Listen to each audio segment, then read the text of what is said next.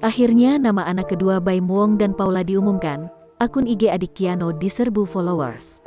Baim Wong dan Paula Verhoeven akhirnya mengumumkan nama anak kedua mereka yang dilahirkan pada Sabtu tanggal 9 Oktober tahun 2021.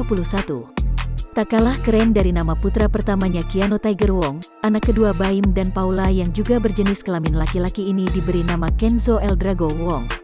Lewat akun Instagram pribadinya, Minggu tanggal 10 Oktober tahun 2021, Baim Wong mengunggah foto pertama Kenzo sesaat setelah dilahirkan.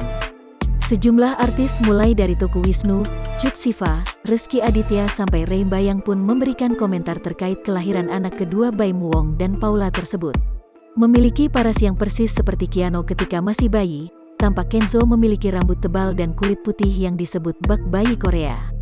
Terpantau baru 1 hari dilahirkan, akun Instagram putra kedua Baim dan Paula Verhoeven tersebut sudah memiliki lebih dari 63.000 followers. Jangan lupa subscribe, share, komen, dan like ya!